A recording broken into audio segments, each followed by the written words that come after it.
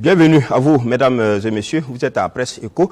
Votre Presse Éco, c'est votre tribune hebdomadaire d'analyse, de commentaires et de débats sur les sujets qui ont marqué l'actualité au plan national et international avec nos chroniqueurs, nos invités qui sont sur ce plateau. Aujourd'hui, nous allons évoquer quelques sujets encore qui ont marqué l'actualité. Il s'agit pour commencer, d'abord de la crise des financiers. Crise des financiers, on va le dire, ce n'est pas une grève, mais il y a comme un ralentissement dans les services des impôts et du Trésor. Nous allons donc en parler. Et puis, second sujet, il s'agira des sorties du MPP, le parti au pouvoir, et de l'UNDD. L'UNDD, dont Maître Herman Ouedraogo, Maître Herman Yamewo se propose donc d'attaquer l'État pour un faux sous la transition.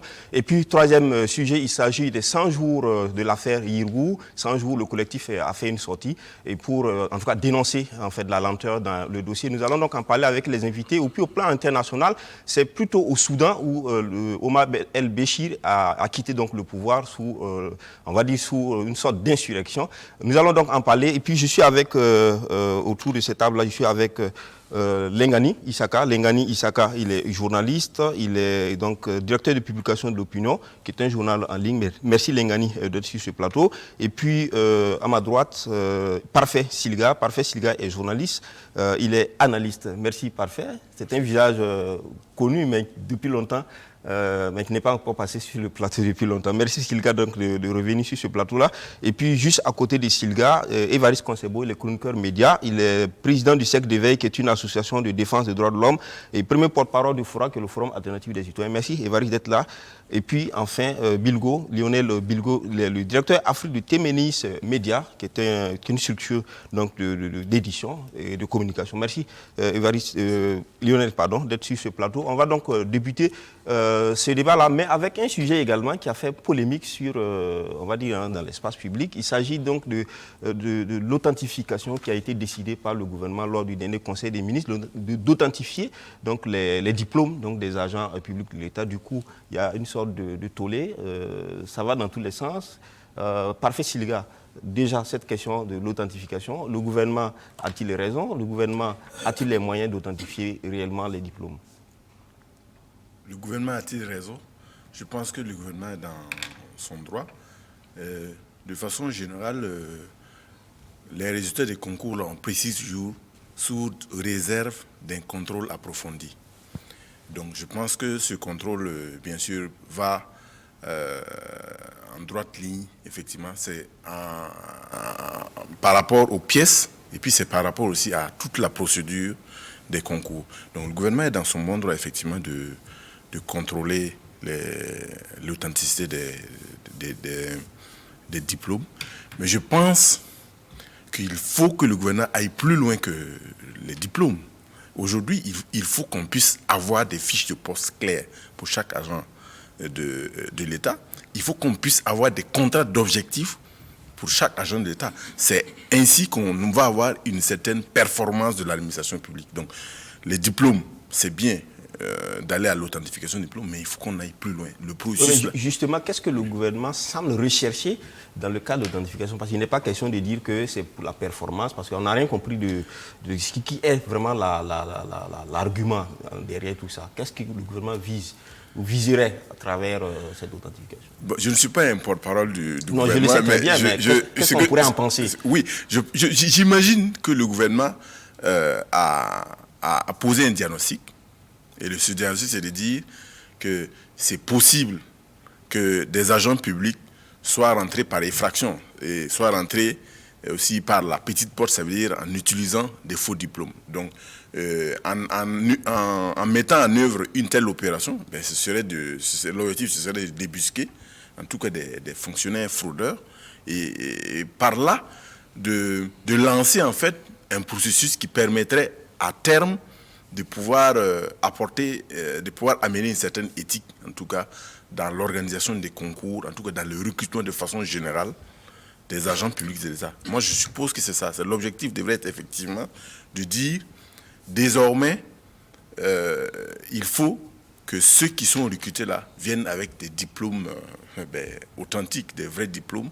Et bien sûr, ça, je suis dans la ligne de dire que si on a de vrais diplômes, ça veut dire que c'est la base sur laquelle on va avoir par la suite une administration performante. C'est comme ça que je vois les choses. Évariste Konsebo, sur la question, d'abord le doute qui semble être à l'origine de tout ça. Le doute, est-ce parce qu'on a vu certains pays, Tanzanie, Tchad, etc., où il y a eu des opérations du genre qui ont dégraissé quand même l'administration publique d'un certain nombre, en tout cas d'un contingent important d'agents qui n'avaient pas de diplôme de qualité. Est-ce que ça pourrait être ça qui explique, ou est-ce qu'au Burkina, c'est toute autre démarche? Oh, c'est vrai que je n'aime pas les comparaisons parce que les autres pays, chaque pays a son contexte qui est tout à fait différent. Mais si on se situe, pour analyser en fait que cette mesure, il faut donc la situer dans le contexte national.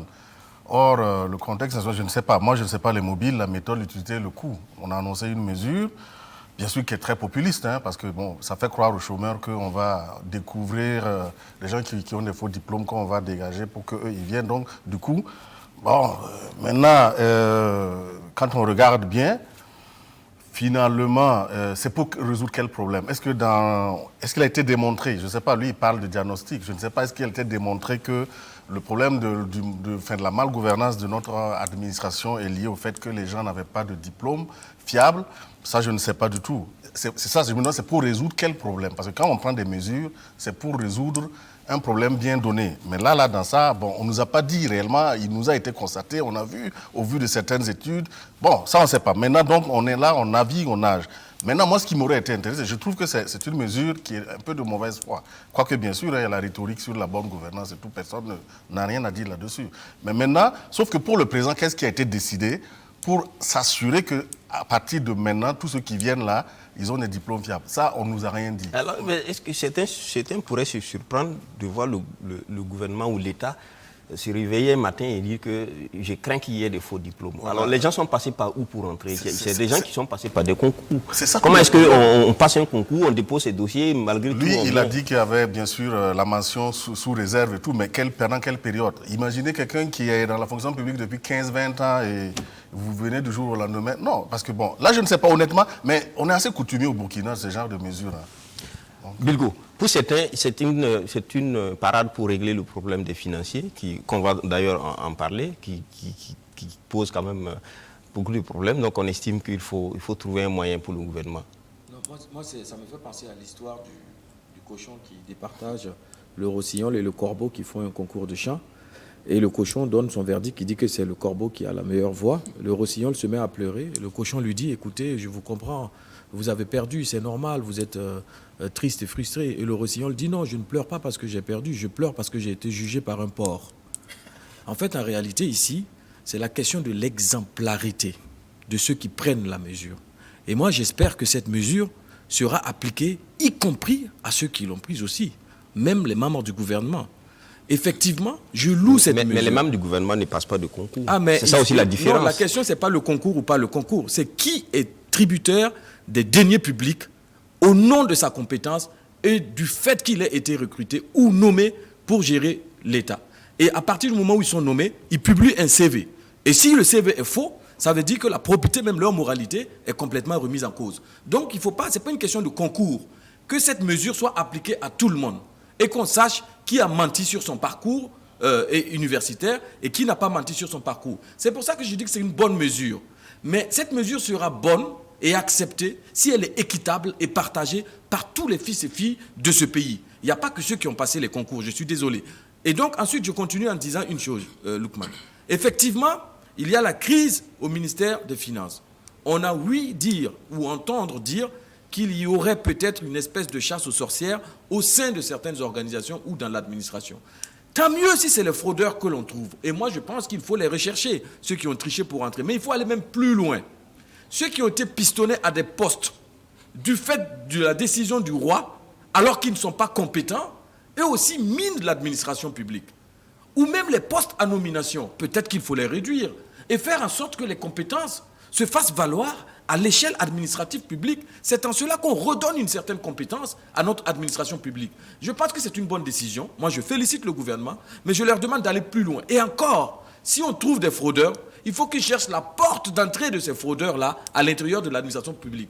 Le système de contrôle des diplômes, Quand on dit sous réserve de contrôle approfondi, effectivement, il faut limiter dans le temps. C'est qui contrôle et avec quelles mesures il contrôle et comment il le fait. Quelqu'un n'a pas fait son travail quelque part pour que ces personnes-là arrivent dans l'administration publique. Parce que justement, quand on dit sous réserve d'un contrôle approfondi, il n'y a pas une date d'expiration de ce contrôle-là. C'est-à-dire qu'on ne sait pas à quel moment on est contrôlable ou à quel moment on ne l'est plus. De toute façon, un fraudeur qui est rentré dans la fonction publique il y a 25 ans reste un fraudeur 25 ans après.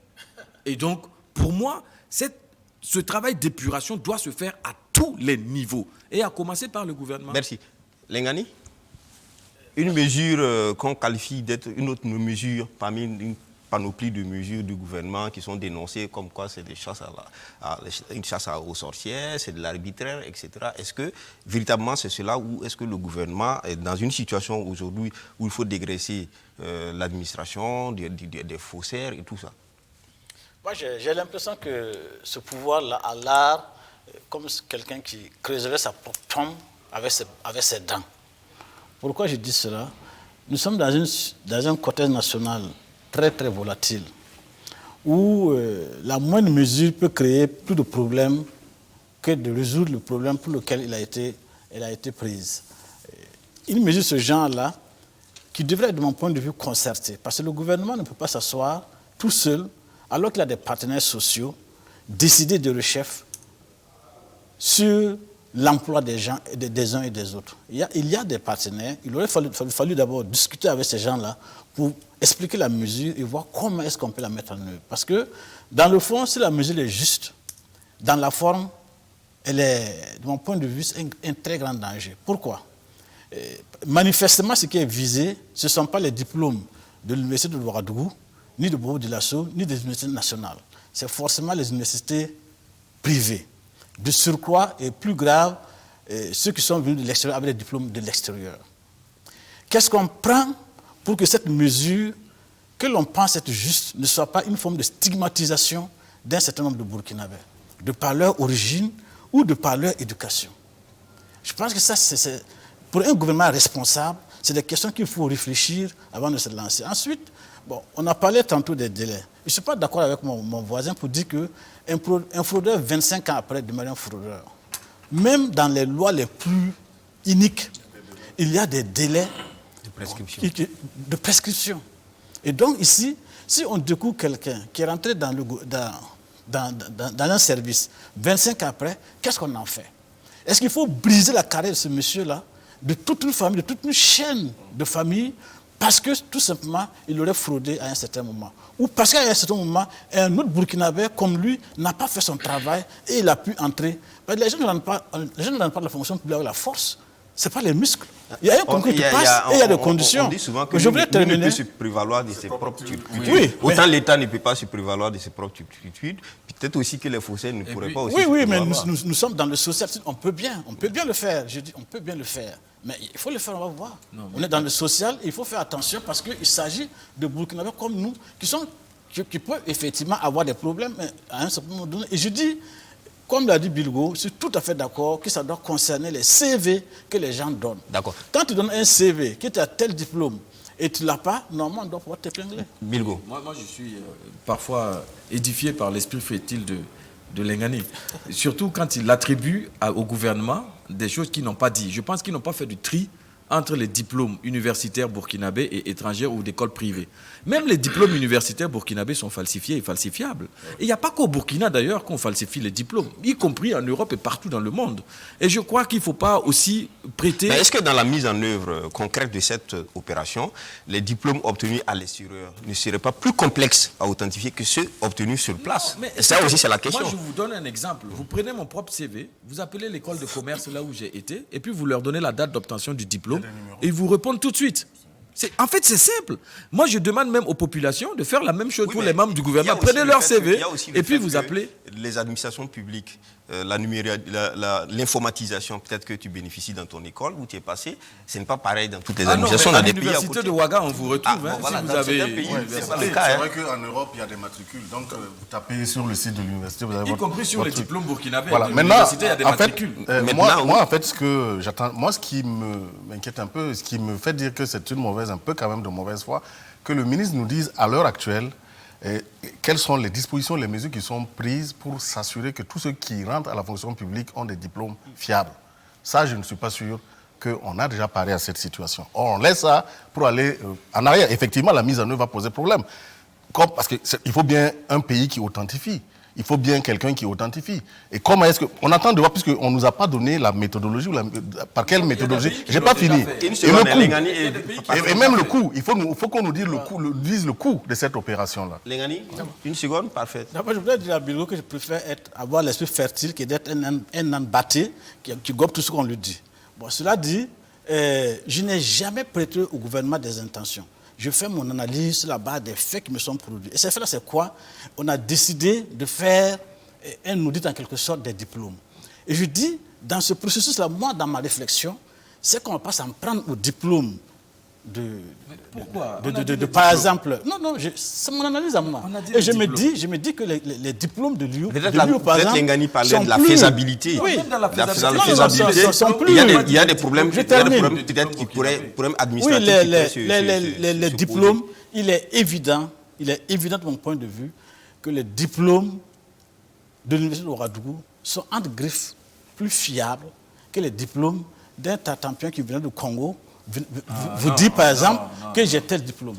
Pourquoi? Parce que sur le plan de contrôle, effectivement, comment est-ce que je peux contrôler qu'effectivement ce monsieur-là, qui est venu avec un parchemin, qui me dit qu'il a le bac du Congo, c'est effectivement un bac du Congo, et ce n'est pas un bac. J'ai quoi comme référent pour mesurer que c'est le cas?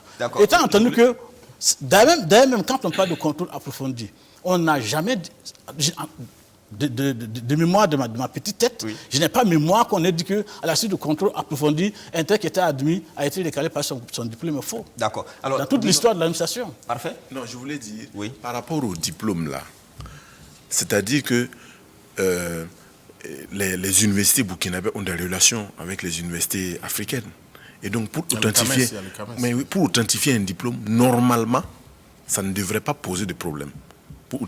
Mais je dis que ce processus-là devrait être le point de départ, en fait, pour que désormais, dès l'entrée, que les diplômes puissent être authentifiés et que tout le processus de recrutement des agents d'État là soit effectivement fiable.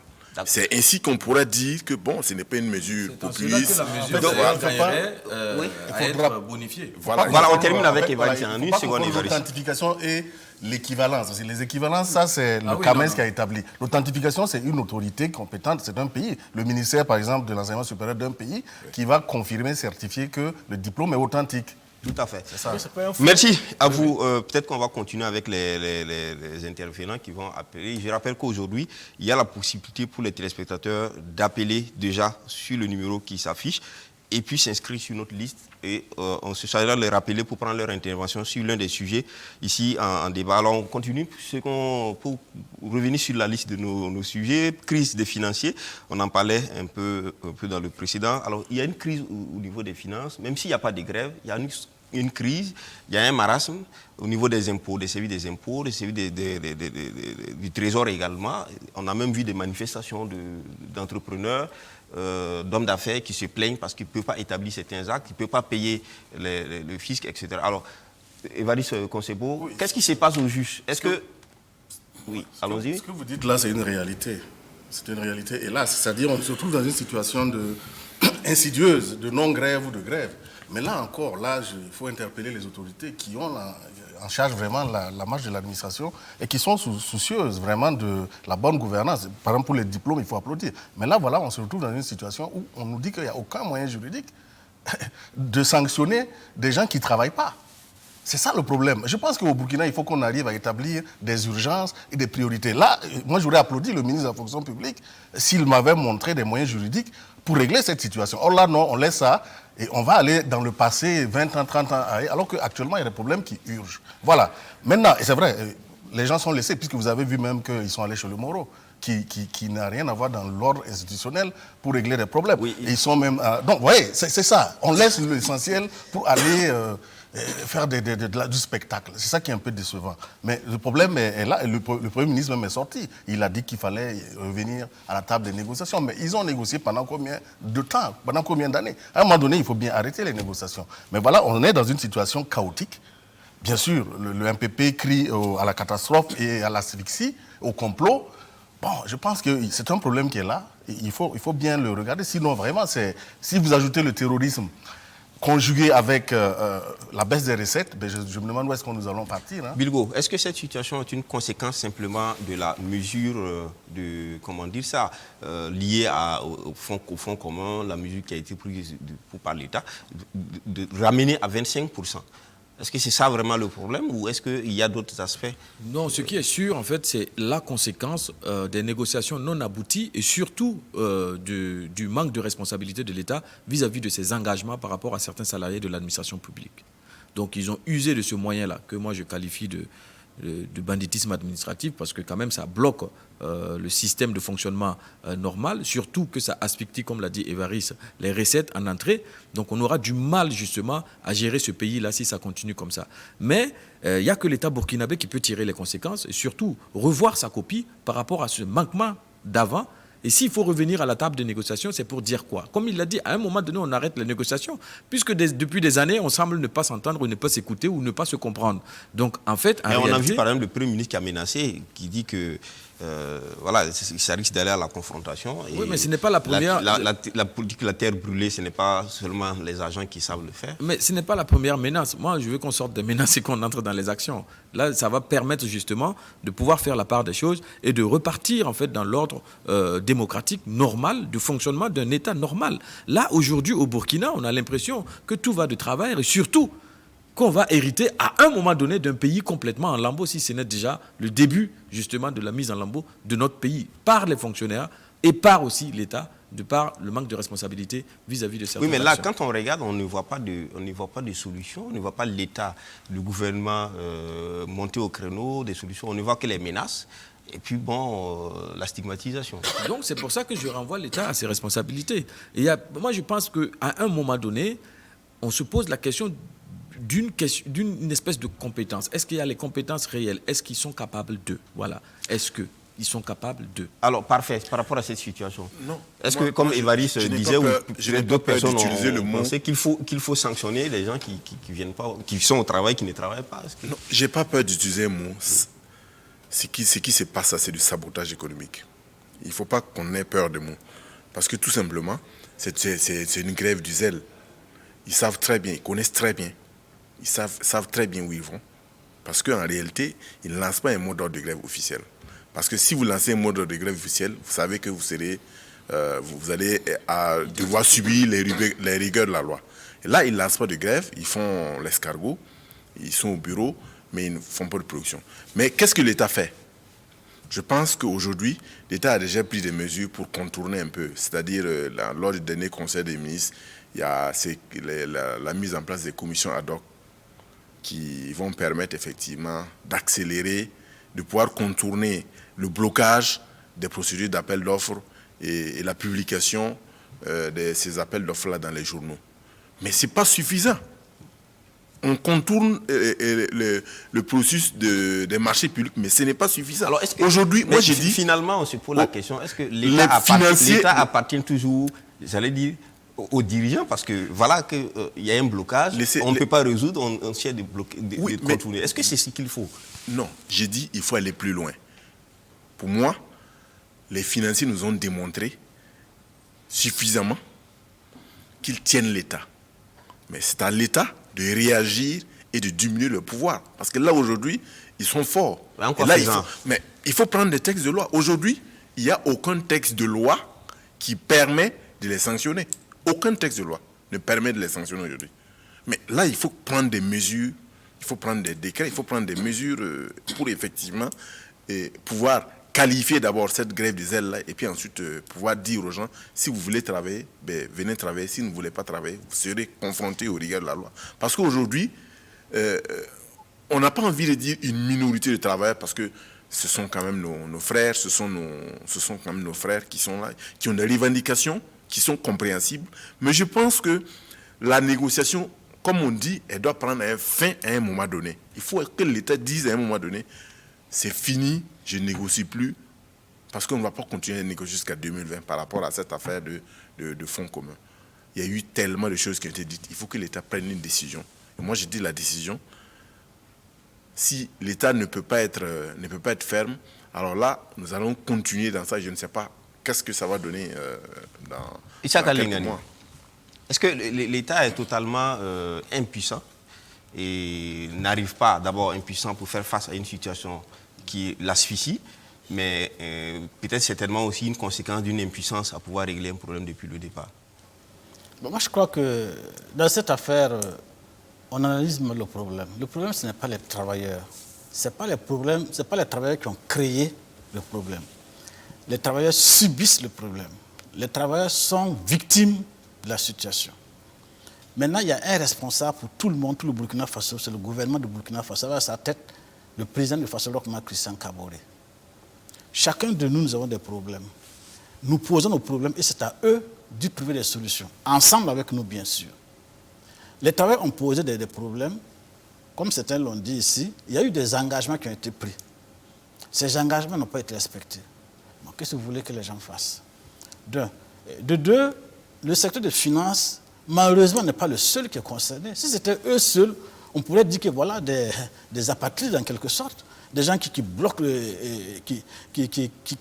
l'État, qui bloquent les finances, etc. Mais ils ne sont pas les seuls. C'est un contexte général de méfiance vis-à-vis de la gouvernance actuelle. C'est ça le problème. Et donc c'est un problème global qu'il faut chercher à résoudre.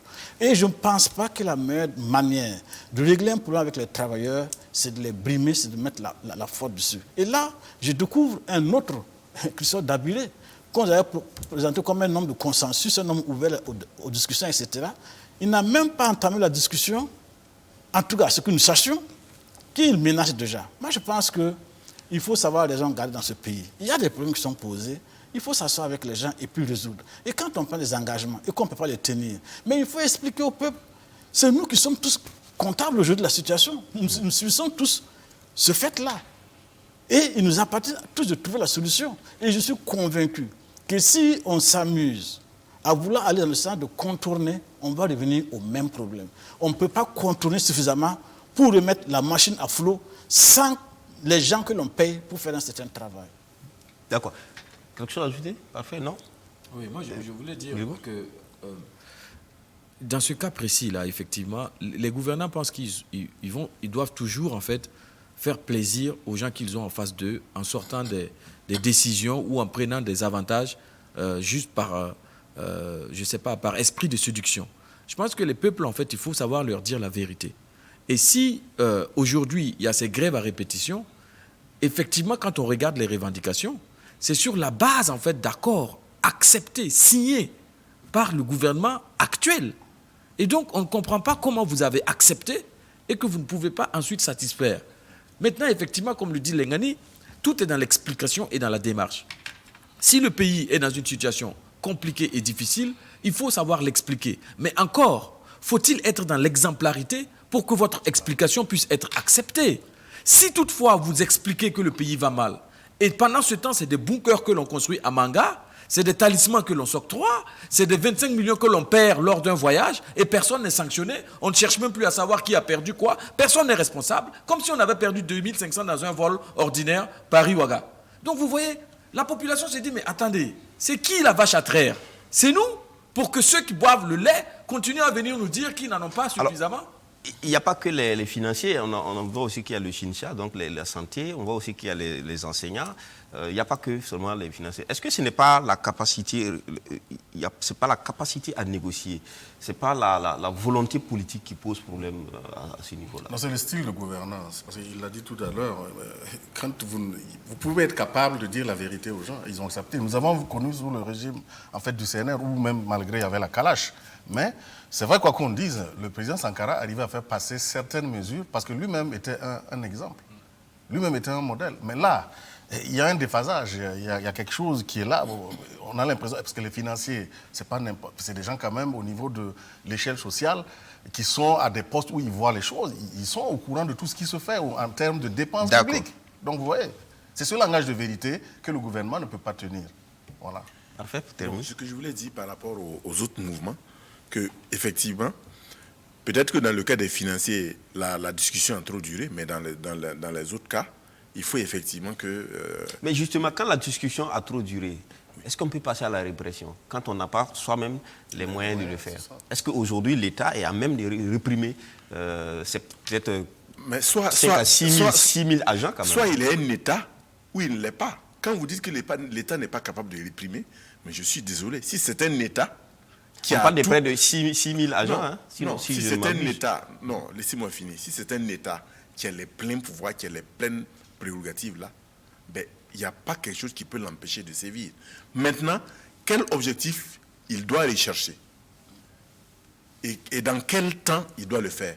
Mais ça, ce sont des questions maintenant de stratégie. Et je dis que pour les autres mouvements, la discussion doit continuer parce que pour le Sincha, on sait que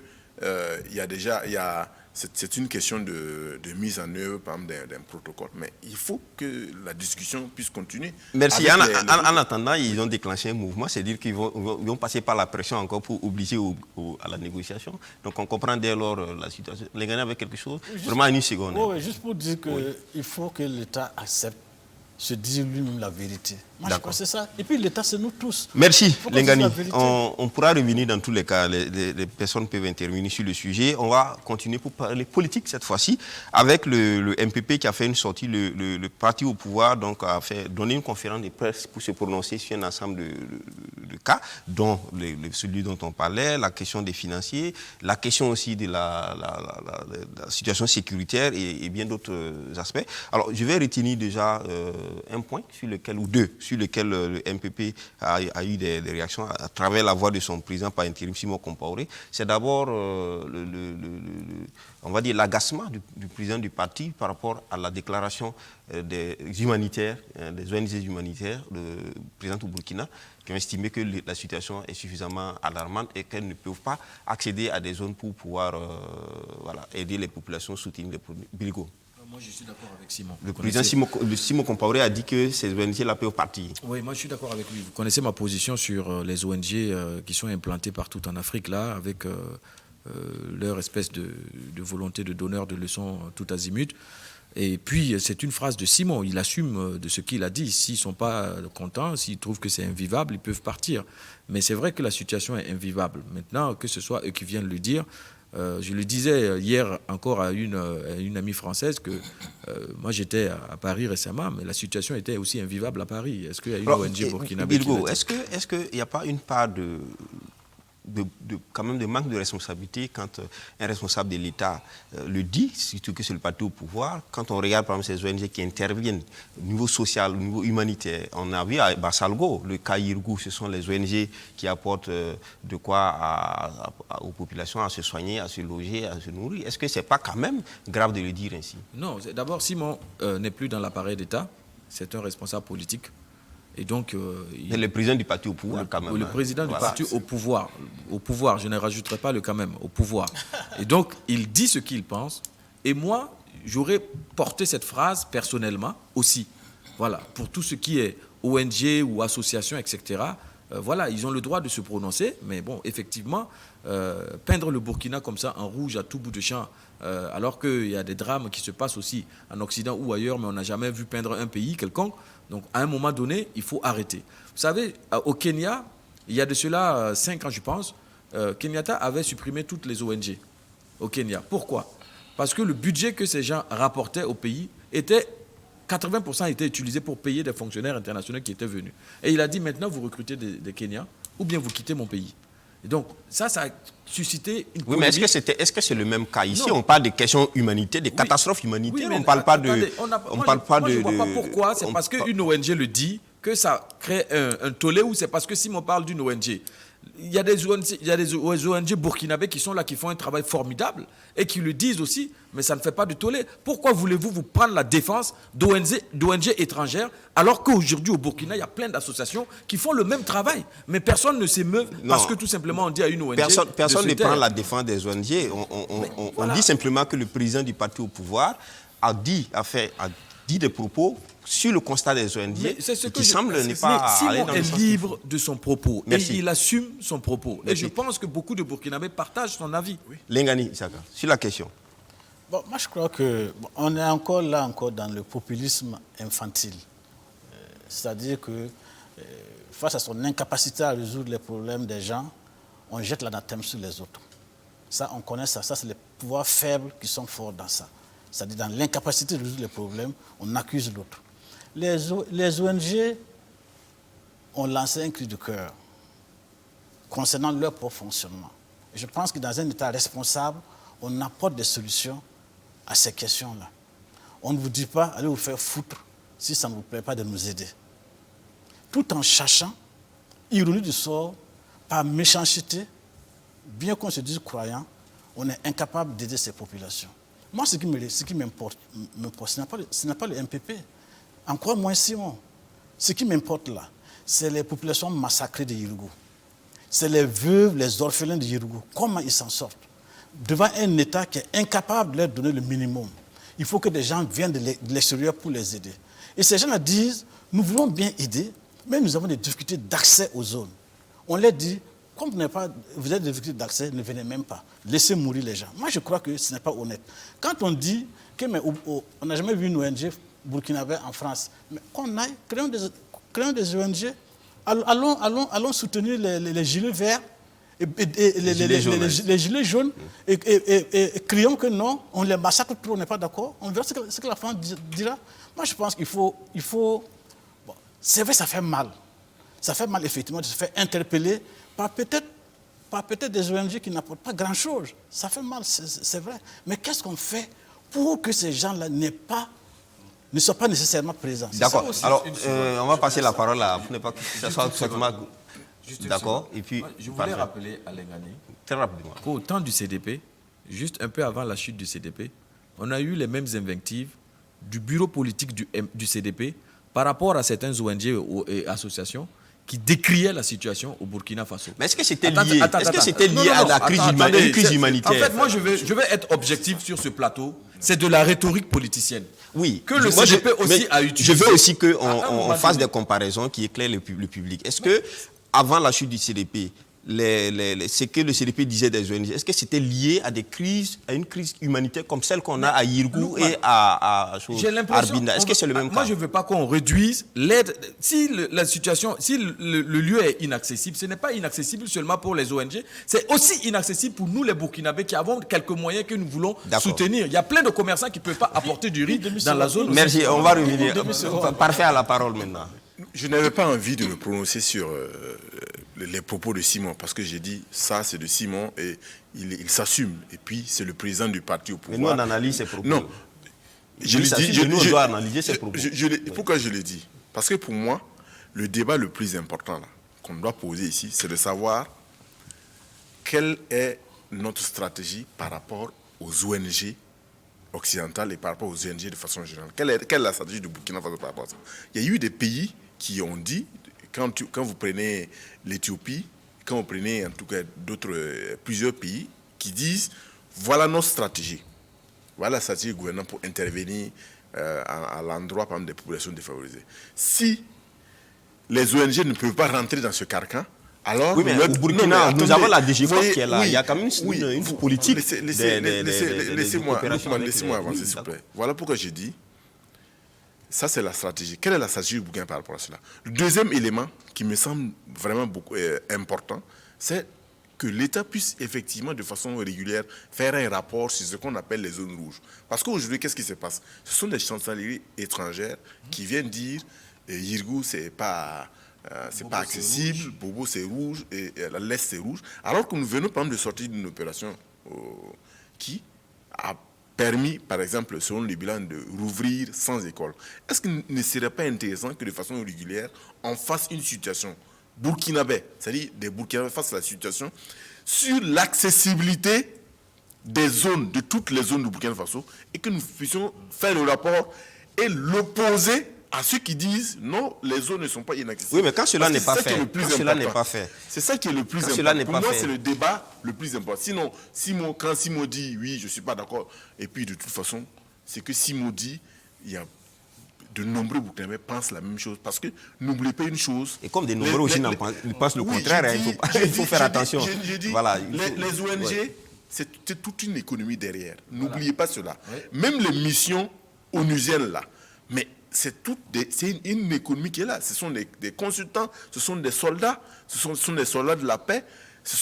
Mais il y a toute une économie derrière. Donc n'oubliez pas ça. Quand ils interviennent dans un pays, ils n'interviennent pas pour vos beaux yeux.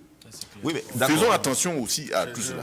J'avoue que j'ai du mal à suivre le débat parce que moi, c'est la réalité. Je regarde la réalité. Que ce soit des ONG qui viennent peindre la réalité ou des Burkinabés, pourvu que la réalité qui est dépeinte là, elle soit objective. Là, je trouve que les propos de M. Compaoré, c'est tellement grave, il ne faut pas les relativiser. Et je parle en financier. Regardez, je vous renvoie au budget de l'État. Vous savez très bien que le Burkina a une réputation, même malgré la découverte même de l'or, d'être un État mendiant. Alors, vous savez combien la contribution au niveau du budget? C'est plus de 400 milliards. Des ONG. Ah oui, donc ça, il faut mettre ça en face. Demandez à Mme Marshall, à Dame Marshall, dans le cas de Yirgou, combien elle a reçu des ONG. C'est trop facile de venir dire. Non, ce qu'ils disent, en fait, il faut prendre en compte. Je pense que c'est un appel à mieux faire. Maintenant, il parle de communication des zones et autres. Si vous ne faites rien, si l'État burkinabé lui-même ne prend pas la décision qu'il faut et que les autres viennent occuper l'espace, on ne peut pas venir dire... Je ne sais pas. Moi, je pense que c'est très grave et il ne faut pas relativiser. D'accord, on va évoluer sur... J'ai été interpellé, je vais quand même... Non, on va évoluer. On aura l'occasion que les interprètes... Je vous en prie. D'accord. Bon, en fait, Bilgo me pose le bilan du CDP. Je ne sais pas. J'aurais été édifié avec tout le monde si par rapport aux propos qu'il élève, j'ai eu un comportement, une attitude, une analyse différente de celle que j'adopte aujourd'hui. Ça, c'est d'un de deux. Jusqu'à plus de contraire, je ne suis pas comptable du CDP. Comme lui n'est pas comptable du MPP. Ni du CDP aussi. Bon, donc, cela dit... D'accord, merci. Merci, on s'est compris. C'est mon droit le plus absolu. Non, on s'est compris, on va évoluer. On va évoluer. Moi, je dis seulement que c'est de la politique politicienne, que ce soit le CDP qui le dise ou le MPP qui le dise. Bilgo, second élément sur lequel on va encore débattre, par rapport à la sortie du MPP, le MPP a rejeté l'offre de justice transitionnelle qui a été faite par le HCROUN. Oui, mais vous savez, le MPP a rejeté l'offre de justice traditionnelle. Mais qu'est-ce que le MPP propose? La justice classique. Or, tout le monde sait que la justice classique ne peut aller nulle part. Et les dégâts de la justice classique seront tels que... Bon, mais de toute façon, vous savez, hein, il gouverne à vue. Parce qu'une gouvernance, ne serait-ce même qu'à moyen terme, ne peut pas faire autrement. Donc, je me dis que c'est un système où on gouverne au jour le jour. Bilgo, alors le HCROUN a été mis en place comme cette structure-là qui va recenser toutes les difficultés, proposer des schémas de sortie pour aller à la réconciliation, à l'unité nationale, etc. Le HCROUN fait un rapport remis au président du FASO, propose la justice transitionnelle qui est rejetée par le parti au pouvoir. Mais le parti au pouvoir, il est dans son bon droit de dire je suis d'accord, je ne suis pas d'accord. Maintenant, c'est au gouvernement de prendre la décision. Le gouvernement peut décider aujourd'hui, nous avons le droit, au regard de la situation, nous pensons que nous devons aller vers la justice transitionnelle. Mais est-ce que le gouvernement voudrait dire que le gouvernement... Vous n'imaginez pas le gouvernement être au-dessus du parti au pouvoir? Ça voudrait dire que le gouvernement peut outrepasser la vie du parti au pouvoir. Est-ce que ça peut se faire réellement? Mais tout à fait. Le gouvernement peut très bien décider à l'encontre des propos du MPP. C'est un gouvernement du parti au pouvoir. Mais oui. Mais il peut... Est-ce que c'est seulement le parti au pouvoir qui est dans le gouvernement? Ah bon? Mais je suis étonné que vous me dites ça. D'accord. Alors, Bilgo, sur cette question... Non, attendez, je n'ai pas fini. Mais je veux dire, la question est tellement importante qu'il ne faut pas la prendre en fait, avec des propos d'une conférence de presse. Il faut qu'on sache qu'est-ce qu'on met dans la justice transitionnelle. Oui, mais ça a été mis dans le rapport. On ne peut pas venir détailler tout ici, mais c'est une stratégie. C'est un mécanisme qui a été proposé par une institution, qui est le HCROUN, et le rapport a été remis au président du FASO. C'est quand même suffisant. Qu'est-ce qu'on met dans la justice traditionnelle? Qu'est-ce qu'on met dans la justice classique? Si on arrive à déterminer, il faut qu'on puisse savoir effectivement, entre les deux schémas qui sont en place là, quel est le schéma qui a le plus d'avantages pour le Burkina Faso? Moi, je pense que c'est ça qu'il faut mettre en avant. L'institution est censée habiliter à faire ce travail de comparaison et d'analyse objective pour aboutir à un schéma qui est le meilleur. C'est ce que je crois qui a été fait comme proposition. Bilgo. Moi, je trouve que c'est dommage.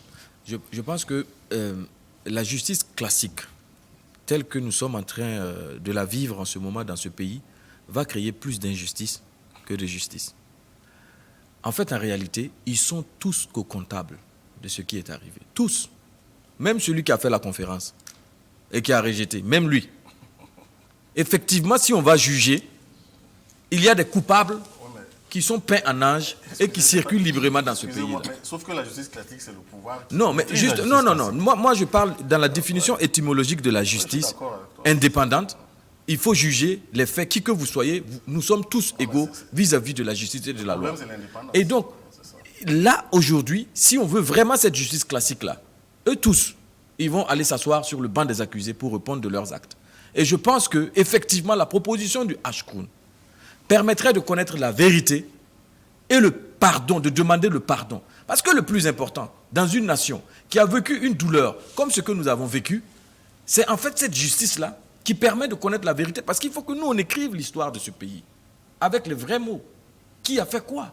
Ce n'est pas sur des plateaux de télé que des personnes audacieuses vont venir dire ce qu'ils pensent être la vérité et on va l'écrire. L'histoire ne retiendra pas que ça. Et donc, moi, je pense qu'ils doivent analyser la proposition du Ashkroun et effectivement, au-delà de ce procès du putsch, parce que le mal du Burkina, ce n'est pas né avec ce putsch, hein, c'est né bien avant. Pendant l'insurrection, des maisons ont été brûlées. Des gens sont morts brûlés. Au siège du CDP, par exemple, je pense à ce pauvre monsieur qui est mort brûlé. On n'a pas encore de responsable. Ou bien sa famille n'est pas burkinabé au même titre que ceux qui ont perdu leur famille pendant les coups d'État. Et bien avant eux, il y a eu des innocents qui sont morts. D'accord.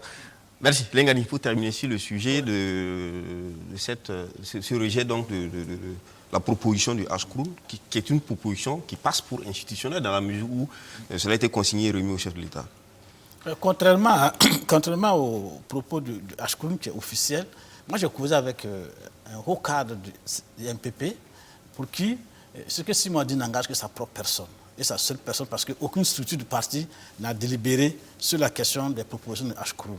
Bon, cela dit, ça, mais n'empêche que c'est le MPP qui était en conférence de presse, ça ne nous intéresse pas. Oui, justement. De ce que c'est, mais pour nous, c'est le MPP. C'est pour dire que ça peut évoluer. C'est du 6 mots tout cru. Donc ça peut évoluer. Ensuite, je crois que là, la balle est...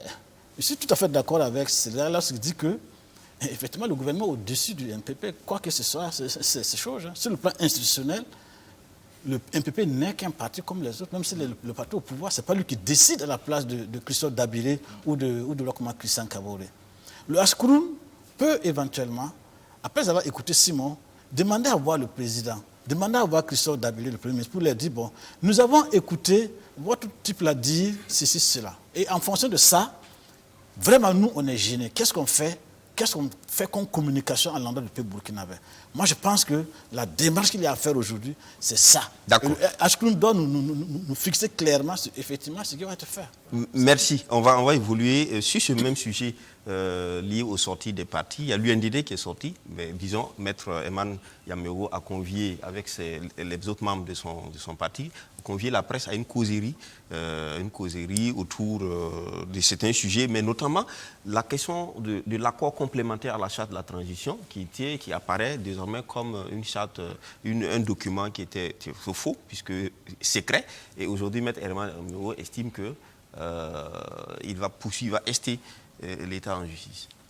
Je crois que Maître est totalement dans son rôle. Nous-mêmes, je me rappelle, ça va être joie que je le rappelle, à l'opinion, nous avions écrit plusieurs numéros, plusieurs éditions sur ce cabinet, sur en fait cette charte particulière-là.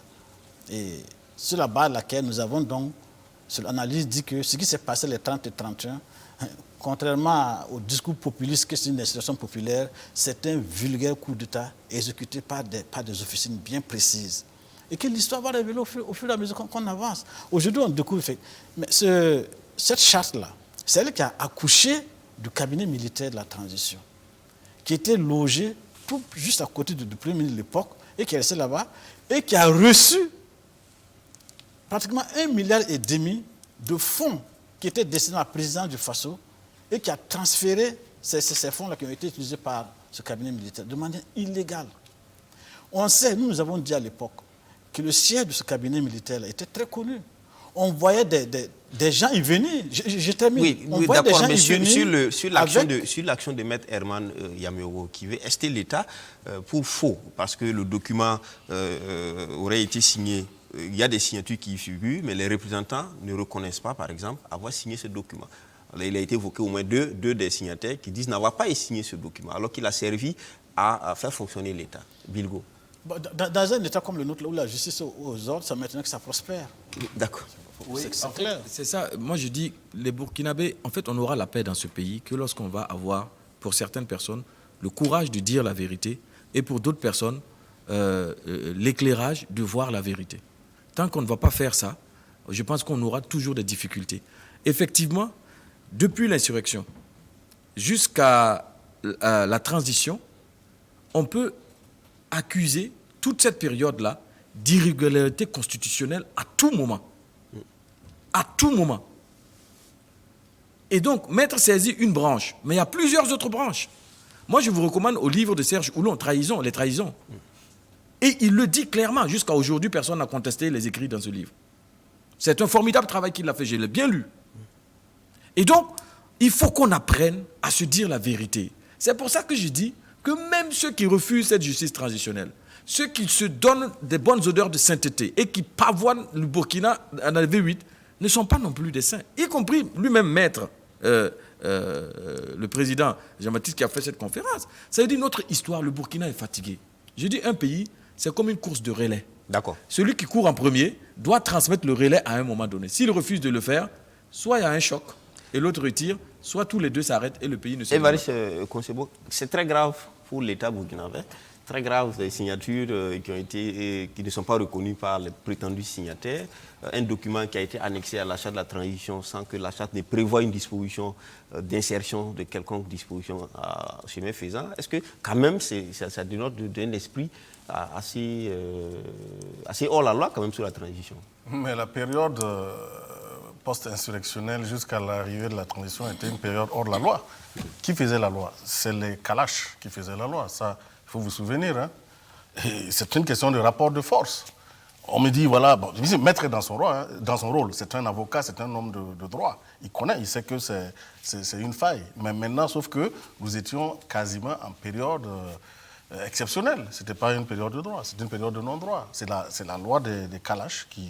Oui, mais cet accord complémentaire a servi à régenter il dit que la transition qui n'était plus une période d'exception. Il y a un chef de l'État, il y a un premier gouvernement. Un des points focaux, c'est quoi? C'est que c'est cet accord qui aurait permis... Aux militaires, donc. Mais est-ce qu'on a... Non, ce qui a permis aux militaires d'y être, et ce n'était pas n'importe quel militaire, c'était le RSP, c'était parce qu'ils avaient une force de frappe, c'est leur puissance de frappe. Est-ce que vous avez vu les autres militaires? Donc c'est ça. Moi, je suis toujours basé... Mais le ministre Barry c'est le RSP qui avait les moyens. Denise n'était pas RSP. Oui, mais il était coopté. Babouaka n'était pas RSP. Ils ont été acceptés. Je veux dire, vous pensez que c'est un accord de quelques feuilles qui a pu régenter un État pendant un an? Non, soyons sérieux. Écoutez, moi, mais c'était dedans. Non, écoutez. C'était un accord complémentaire et ça a eu ses effets sur la transition parce que ça a permis au Premier ministre, parce que l'accord disait ceci, l'accord disait que le Premier ministre, oui j'ai l'accord, le Premier ministre était donc de l'armée, personnalité de l'armée. Je ne l'ai pas encore vu, vous pouvez me non, passer après. Bien sûr. D'accord. Ce que je veux dire, Maître Herman va effectivement rester, il est dans son droit, c'est un citoyen, il a ce droit. Mais j'ai dit, allons au-delà de cela. Ce n'est pas cet accord-là qui a permis au RSP de gouverner pendant un an. C'est le rapport de force. Est-ce que c'est le RSP qui a gouverné? Mettons les choses à leur place. Le RSP a gouverné la transition ou la transition était gouvernée par un gouvernement civil? Bon, vous prenez ça comme vous voulez. Moi, je dis... Non, on est face au public et il faut dire les choses telles quelles. C'est le RSP qui a gouverné la transition. Ce que j'ai dit, je le répète, ce n'est pas ce papier, cet accord-là, qui a permis au RSP de prendre le pouvoir ce jour-là. Parce que je dis comme ce qui se passe au Soudan ou comme ce qui se passe en Algérie, mais c'est les forces c'est celui qui a le rapport de force là, qui récupère le pouvoir quand les timoniers là tombent. D'accord. Mais c'est tout à fait juste, c'est ce qui Mais s'est passé. Bilgo voulait Donc, réagir. ce n'est pas un accord D'accord. secret ou quoi. Mais dire que c'est le RSP qui a gouverné la transition, c'est quand même un peu... Je pense que si les gars minimisent ce petit bout de papier-là, qui est quand même une fraude et une falsification, puisque, en fait, dans le rapport initial, ce petit bout de papier n'y était pas. Et excluait totalement tout homme de tenue dans la gestion de la transition. Et même l'actuel ministre de la Défense, Chissirif, à l'époque, s'était offusqué. Il avait dit clairement qu'il est étonné que les militaires reviennent à la négociation, alors que non, le mais, moi je l'exclus, mais je dis que c'est le texte, qui permet l'entrée des militaires en jeu. Peut-être que il pouvait avoir le texte, Mais la charte a prévu ça. La charte excluait l'entrée des militaires au CNT était Lionel, prévue par la charte. je veux dire que le texte pouvait très bien exister. Mais si le rapport de force n'était pas en leur faveur, ils n'allaient pas pouvoir avoir des militaires au gouvernement. Oui, C'est ce que je mais veux justement, dire. est-ce qu'on avait besoin, quand on a le rapport de force en sa faveur, C'est une question de rapport oui, de mais force, Sylvia, tout quand on a le simplement. rapport de force en sa faveur, on n'a pas besoin de cacher quelque chose. On le met sur la place publique. Pourquoi est-ce qu'on peut faire une charte et faire un accord qui est caché lui, si on a le rapport de force? Est-ce que c'est pas là la question de dire que... Vous croyez, Loukman, vous croyez à cet accord-là? Moi, je n'y crois pas. Moi, je dis... Ah, mais le président Jean-Baptiste Ouedraogo a fait sa déposition devant le tribunal. Sous serment, il a dit, il a produit l'acte. le président... Le document n'est pas signé et il n'est pas daté. Mais vous croyez à ça? Vous croyez à ça? Moi, Mais je il a n'y eu crois ses pas. effets, n'est-ce pas? Non, et puis, ce n'est pas l'accord là qui a eu ses effets. J'ai dit c'est le rapport de force qui a eu ses effets, c'est tout. Un document qui n'est pas signé, un document qui n'est pas signé, qui n'est pas Merci daté, à vous. vous croyez à ça? On va terminer avec Yirgou. Hein. On va terminer avec Yirgou. On n'a plus pas le temps. Je vais juste dire que c'est le rapport de force qui a accouché. Ce dit rapport. Ouais.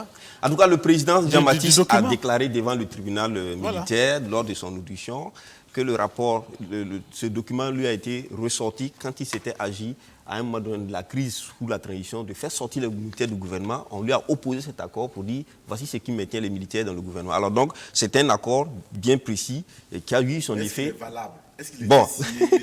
la justice le dira à Maître Herman Yameo certainement. Alors on va continuer pour terminer avec Yirgou. Yirgou, 100 jours après, le collectif contre l'impunité, la stigmatisation des communautés a fait donc une conférence de presse pour faire la situation. Aujourd'hui, on se retrouve avec plus d'une centaine donc, de personnes auditionnées qui devaient normalement être interpellées.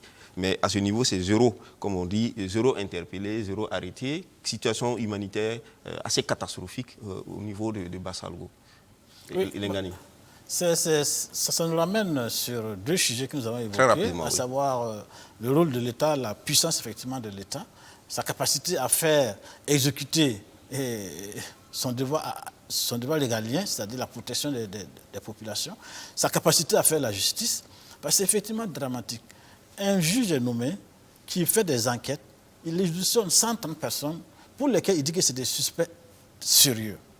Et des victimes dénoncent, au vu aussi de tous, des tortionnaires physiquement. Et depuis, aucune arrestation. Un. De deux, il y a même pire, parce que ceux qui sont présumés coupables, qui sont encore innocents pour le moment, continuent à faire régner la terreur sur les réfugiés, au vu et au su de l'État. Et ça, personne n'en parle. Troisièmement, la question des humanitaires, qui ont effectivement, ce n'est pas seulement les humanitaires burkinabés, c'est eux qui ont le courage de parler. Sinon, même les humanitaires burkinabés ont des difficultés d'accès, mais ils n'osent pas parler. Personne n'ose lever la bouche. Pourquoi? Parce que les coupables sont protégés. Parce qu'on sent d'une manière ou d'une autre que le pouvoir en place a quelque chose à se reprocher dans ce qui est survenu à Yirgou. Et quatrièmement, pour terminer dans mon premier propos, c'est que Yirgou, parce qu'il n'y a pas eu de solution, Yirgou a enfanté Arbinda. Et Arbinda, c'est sûr et certain, va essaimer encore. C'est-à-dire que d'autres drames vont venir. On ne le souhaite pas. Hein. On ne le souhaite pas. Mais tant qu'on ne verra pas l'État assumer son rôle régalien, d'assurer la sécurité, la protection des uns et des autres, ben ça va être comme ça. Alors, parfait, Sylvia, 100 jours après, pas de justice. La justice aurait donc, le juge en question aurait donc fait des enquêtes. On a ciblé des personnes, mais jusque-là, pas d'arrestation, pas d'interpellation. Est-ce que c'est vraiment l'impunité à Yirgou? il faut souhaiter que ce ne soit pas l'impunité parce que ce qui s'est passé à Yirgou est extrêmement grave. Mais moi, je ramène, je veux dire, le fait que la justice qu'on ne voit pas encore la justice là. Je ramène cela à l'ensemble des dossiers que nous connaissons dans ce pays. Parce que, j'allais dire, est-ce que la justice burkinabé est arrivée à cette mue que les Burkinabés... Mais apparemment, à Yirgou, ce n'est pas ce qu'on entend dire de l'action qui est en cours, parce que les enquêtes sont faites, les personnes sont identifiées, mais... Est-ce que vous voulez dissocier ce qui se passe à Yirgou sur le plan de la justice de ce qui se passe ailleurs dans tous les autres dossiers? Moi, je pense qu'il faut prendre les choses là de façon globale. Est-ce que notre justice, la justice burkinabé, est-ce qu'elle a réussi cette mue que nous tous, nous avons appelée de nos voeux après le Forum national de la justice? Moi, je pense que la question fondamentale, oui, est-ce que nous avons la justice que nous voulions au sortir du Forum national de la justice? Moi, je pense alors, quand on écoute, par exemple, le collectif qui est formel, oui. le juge instructeur, le juge qui fait les enquêtes, oui. a identifié des gens. Il reste maintenant à la police et à la gendarmerie de les arrêter, mais ce n'est pas exécuté. Mais est-ce que le juge a reçu des pressions pour ne pas arrêter des gens? Si on arrive à démontrer effectivement que le juge a reçu des pressions pour ne pas arrêter, à ce moment, je vous donne l'information. Oui. Et lorsque, après les travaux, en plein travaux, oui. les Korlouégo ont pris d'assaut le tribunal de Kaya oui. pour s'opposer à toute arrestation. D'accord. Alors, Bilgo, très rapidement, une situation qui aurait ou qui peut, évidemment, c'est un lit déjà à Arbinda également, parce que de l'autre côté, il n'y a pas eu de justice, l'État ne s'est pas présenté avec autorité. Donc, Arbinda, certainement que cela aussi a donné d'idées aux gens aussi de continuer la même chose. Ça nous ramène à une question tout à l'heure. Est-ce que c'est l'État qui gouverne ou c'est les populations qui gouvernent? Voilà. Est-ce qu'on a un État? Voilà. Et pour le cas de Yirgou, moi, je trouve ça dommage que jusqu'aujourd'hui, 100 jours après, il n'y ait pas eu d'arrestation. Vous savez, faites un tour à la Mako, vous allez voir des gens qui sont là-bas sous mandat de dépôt pour une pâte d'arachide man cuite. C'est pour vous dire, moi j'ai un ami qui a fait 6 mois mandat de dépôt pour juste vérifier une histoire, parce qu'on l'a gardé là-bas pour vérifier. Il est sorti innocent, mais il a fait 6 mois. Voilà des gens qui ont massacré des populations et qui continuent à circuler. On a 130 personnes sérieusement suspectées et qui continuent à circuler librement. Et les mandats de dépôt remplissent la Mako. Des gens qui ont juste volé des lotus. Mais est-ce que là, comme Parfait le disait, est-ce que là, c'est la justice ou c'est l'État ou c'est le politique qui ne veut pas faire? Non, moi je pense que dans le cas de Yirgou, au-delà même de la justice, il devrait avoir une fermeté étatique. On a vu l'État réagir par rapport à la liberté conditionnelle de Djibril Bassolé, avec fermeté. Et on a vu comment le ministère de la Justice a pu cantonner Djibril Bassolé dans une résidence surveillée. Texte qui était peut-être pas clair. Peut-être que les cas ne sont pas pareils. Non, là c'est Yirgou, c'est pas plus sensible. Là, c'est plus. Non, il n'y a pas de question de sensibilité. Il y a question d'urgence de mise en valeur de la justice. La sensibilité, c'est autre chose. Ceux qui ont été sensibles à ce cas de Yirgou, c'est nous tous, c'est les veuves, c'est les enfants massacrés, c'est toute cette population-là. Ce qu'on veut, c'est être pragmatique, réactif et juste pour justement éviter les cas de comparaison et de multiplication. Non, sauf que le bras séculier de la justice ici est dans les mains de l'exécutif. Les gendarmes répondent au ministre de la Défense, quasiment, ou de la sécurité. Donc, quand le juge dit qu'il n'a pas les moyens pour faire arrêter, parce qu'il faut que ce soit des gendarmes ou des OPJ. Oui, mais eux, ils relèvent de qui? C'est ça. Ça pose le problème, l'éternel problème, bien sûr, de la séparation des pouvoirs. Sur les papiers, même dans la Constitution, c'est écrit que c'est séparé. Mais sur le terrain, c'est autre chose. Mais ici, si on passe sur le principe, l'hypothèse que le pouvoir politique, le gouvernement, l'État, les dirigeants de l'État ne veulent pas laisser faire, quelle est la raison? Non, c'est des conflits d'intérêts. Parce que là, vous vous retrouvez dans une situation où, il a bien dit, il y a des cas où, quand les intérêts du gouvernement convergent avec les intérêts, d'ailleurs, là, c'est vite fait. Mais là, le problème, le nœud gordien, c'est la présence des Korlouégo, que d'aucuns supposent qu'ils sont tolérés par l'exécutif. Alors, on en voit le cas de Arbinda aussi également, qui est ressorti. Le collectif a dit, en tout cas selon son bilan, le collectif a parlé de plus d'une centaine de morts, contrairement à l'avis, au bilan officiel qui avait été fait dès le début par le gouvernement. Il y a même plus grave, je ne parle pas des massacres, de l'attitude de l'État. À Kaya, à Yirgou, il y a un juge qui a été nommé, etc. Mais par exemple, le massacre de Ban qui est arrivé, qu'est-ce que le collectif a fait? Le collectif aller avec sa liste des décédés, des massacrés, avec les témoignages, voir le ministre de la Justice pour lui dire, bon voilà, nous avons enquêté, voilà le résultat de nos enquêtes. Et on vient vous demander justice. Et le ministre Clerc dit que non, il y a même 2 enquêtes qui sont en cours sur ce dossier. Une enquête administrative et une enquête pénale. Bon, ils vont voir effectivement le procureur général qui dit non, contrairement aux déclarations de monsieur le ministre, moi je ne peux pas agir parce que nous sommes en état d'urgence. Voilà. Donc ça veut dire que le ministre a menti. Ça c'est 2.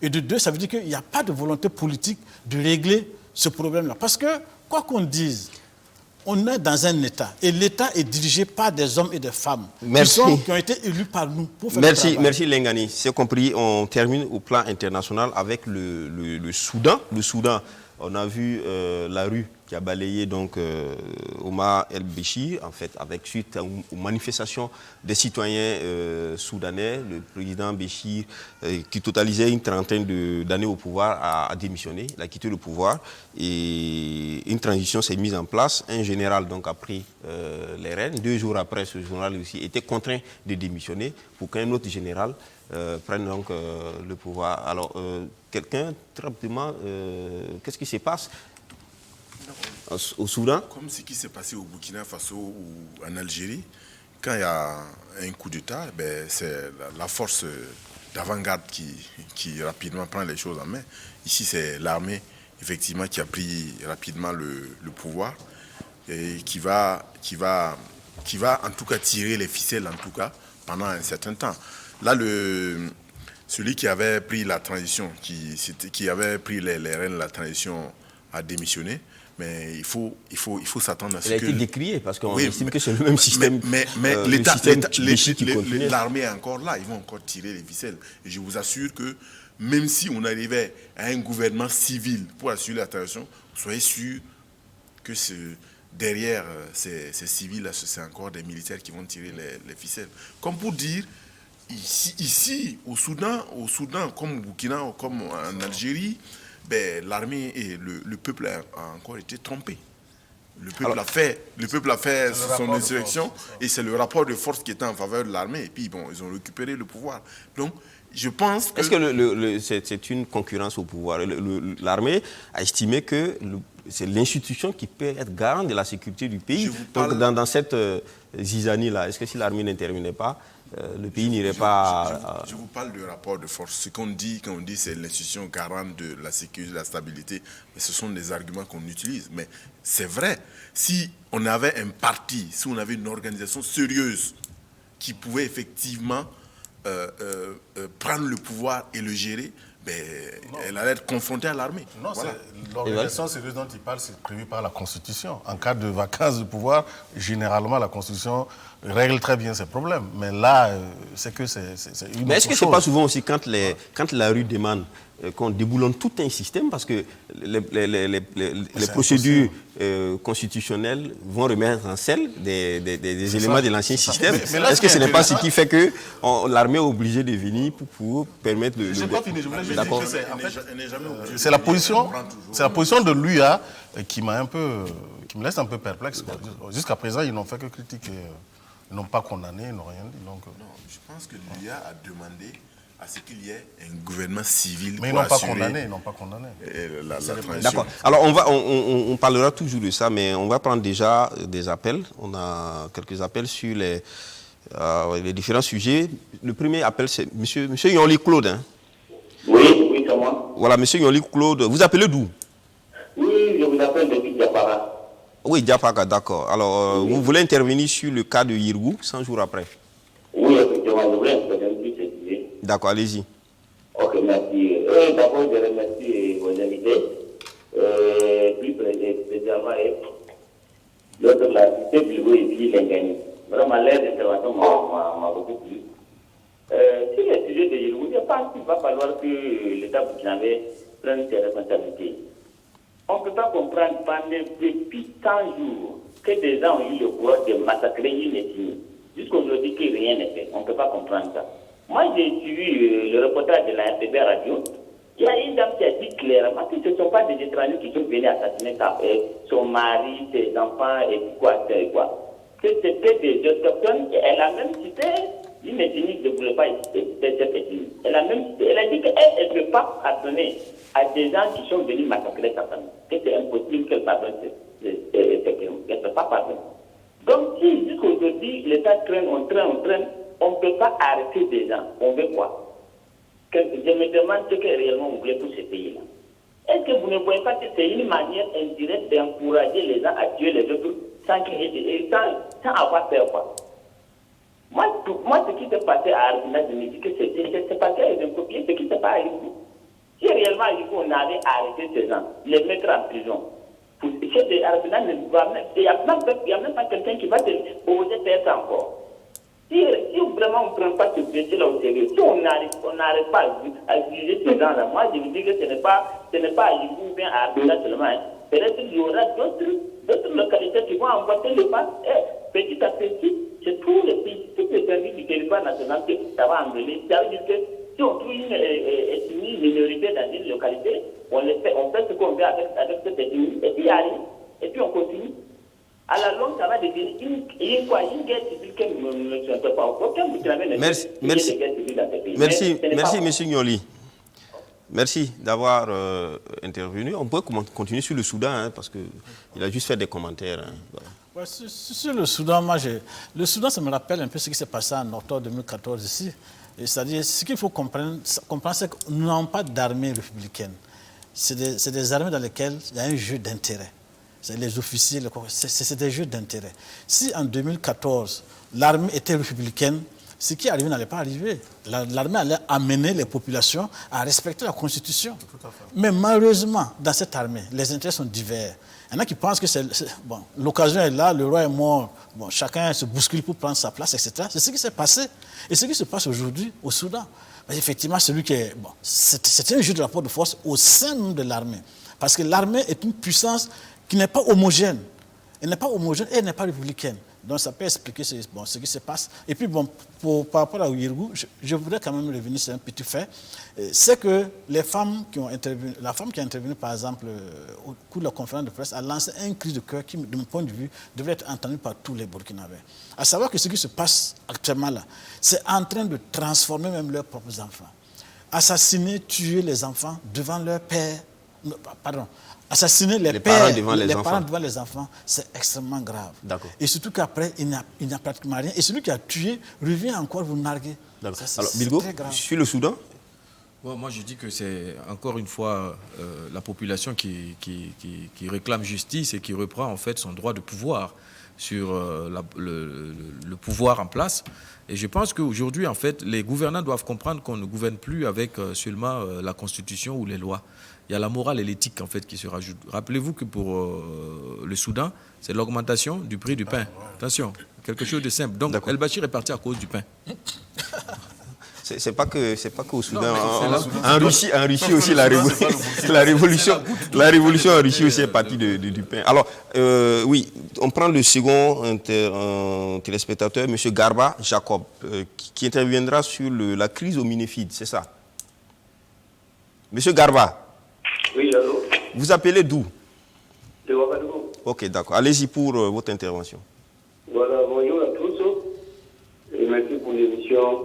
Je voulais juste dire par rapport à la crise des bénéfices, quand va la loi de décembre 2018 portant suppression du fonds commun ou sa réduction, alors moi je disais que comme c'est ici d'une conférence, et à l'issue de cette même conférence, il y a eu pas mal de recommandations. Moi j'aurais suggéré que l'État mette les moyens pour mettre en œuvre l'ensemble de ces recommandations dans la mesure du possible au même moment. Donc, quoi qu'on dise, sans parti pris, je crois que les finalités, c'est comme tous n'ont pas le choix que vraiment de se battre. On le regrette, nous tous, on sait l'impact sur l'économie, mais vraiment, c'est comme s'ils n'ont pas le choix. En ce sens que, bon, je n'aimerais pas rentrer dans le cas des prêts, dans cette polémique, mais imaginez, mettez-vous à leur place, à l'heure actuelle. Quand on imagine que c'est une loi qui tombe, voilà, comme si ça ne tenait pas compte des conséquences vraiment que ça allait donner. Donc, pour rester sur la même conférence, donc l'objet principal, c'était Bon, d'autres appellent ça remise à plat, d'autres disent nivellement des salaires. L'objet principal, c'était ça. Et à l'issue de ça, la première, recommandation qui est mise en œuvre, c'est la suppression du fonds commun en décembre. Tandis que tout ce qui reste ne l'est pas jusqu'à présent. Donc, je me dis qu'à quelque part, sur ce point, ça pose un peu problème. Voilà, les revendications sectorielles continuent et jusqu'à preuve du contraire, je n'imagine pas un financier qui était opposé à la remise à plat. Si la remise à plat était présentée à la date d'aujourd'hui à tous les Burkinabés et que les gens voyaient vraiment l'équité, tant recherchée par tout le monde, je crois que M. Lukman, actuellement, le problème était résolu.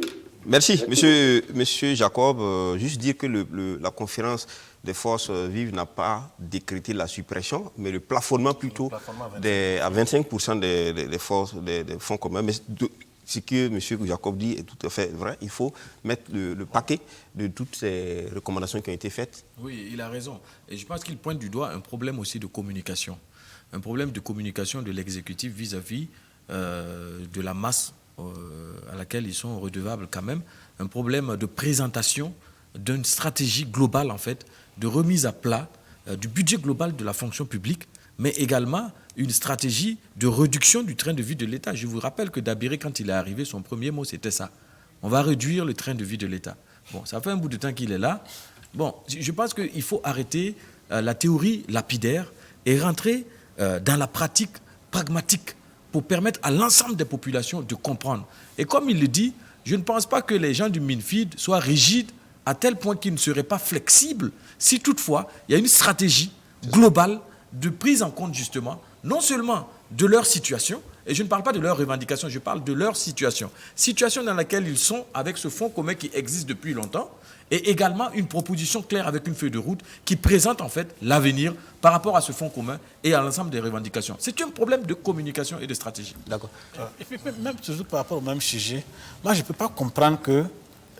Je voudrais poser la question au président. Pourquoi donc il a remercié Mme Sori qui faisait de l'avis de tout le monde un très bon travail et qui a buté sur ce seul problème de fonds communs. Si c'est pour continuer la même chose, mais il aurait fallu, c'était mieux de la garder. C'est dit que, je crois, comme l'a dit celui qui est intervenu, il y a un paquet de mesures qui ont été prises. Pourquoi cibler uniquement, on a l'impression en tout cas, uniquement cette seule mesure-là, au de mettre en œuvre les autres? Oui, je pense que, si ma mémoire est bonne, on avait dénombré au moins une vingtaine de fonds communs. Oui. Pourquoi est-ce que... 21 fonds communs. Oui, alors, c'est ça, il faut une certaine... Il y a un minimum, il faut une certaine justice. Alors que la mise à plat, donc... Oui, c'est ça, il y a tout ça. Aurait aidé à peut-être soulager un peu. Parce qu'il y a quelque chose qui n'est pas... Bilou l'a dit tantôt, c'est la situation des financiers eux-mêmes qui percevaient les fonds communs peut-être depuis 10 ans, qui ont pris certainement des engagements et tout ça. Non, je pense... Biligo a dit quelque chose de très important, c'est la communication. C'est-à-dire, dans le cadre de la remise à plat des rémunérations des agents de l'État, il y a un certain nombre d'actions qui sont entreprises actuellement. Quand vous regardez avec la coordination des syndicats de l'éducation, il y a eu un travail qui a été fait.